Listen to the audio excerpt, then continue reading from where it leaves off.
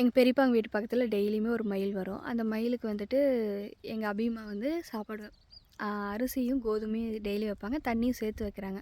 அதை டெய்லி சாப்பிட்டு தண்ணியெல்லாம் குடிச்சிட்டு போக மயிலுக்கு வந்து போத்திருப்பாங்கல்ல, அவங்களோட பேர் என்னன்னு தெரிஞ்சால் கமெண்ட் பண்ணுங்கள். எனக்கு தெரியும், சின்ன ஒரு கொஸ்டின்.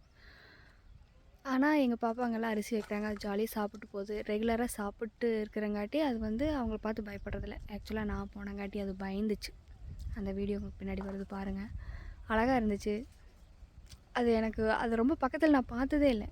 ஆனால் நான் ரொம்ப சின்னதாக இருக்கும்போது இல்லை காலேஜ் டைமில் வந்து ஒரு மயில் வந்து எங்களோட கோழி வளர்த்திட்டு இருந்தோம். அப்போ அந்த வலையில் மட்டும் வந்து மாட்டி இருந்துச்சு. அப்போ அதை நான் தூக்கியிருக்கேன். அது ஃபோட்டோ இருக்குது, என்னோடய பழைய ஃபோனில் இருக்குது. முடிஞ்சு அதை எடுத்து அப்லோட் பண்ணுறேன்.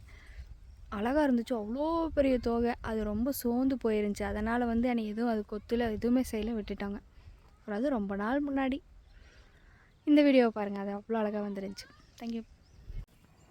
எங்கே எப்படிங்க தண்ணி ஊற்றணும்? தண்ணி எதில் ஊற்றணும்? அங்கே ஒரு பெரிய டப்பா இருக்குது, அதில் தட்டி வச்சுட்டு ஊற்றிடுங்க. நாங்கள் அவ்வளோ அழகாக இருக்குது. பயமே இல்லாமல் நிற்கிது. எங்கே வைக்கணும்? ஒரு நிமிஷம் நீங்கள் கூடவே வா.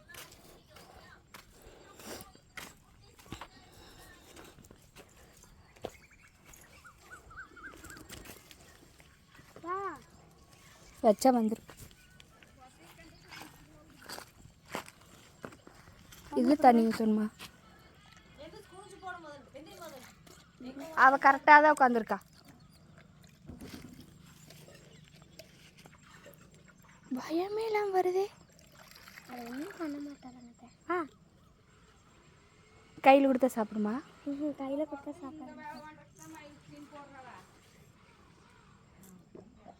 அது இவ்வளோ பக்கத்தில் பார்த்ததே இல்லை.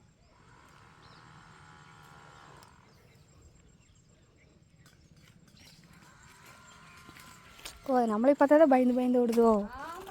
வா.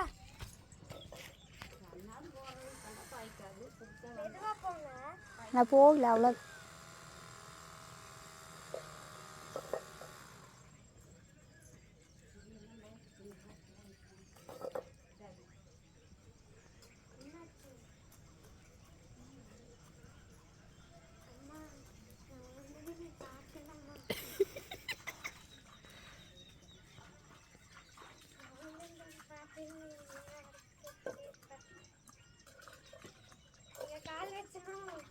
இப்படி வலிக்கிட்டு பேப்பர் கடந்தா வழுக்காதுன்னு. பேப்பர் வலிக்கல.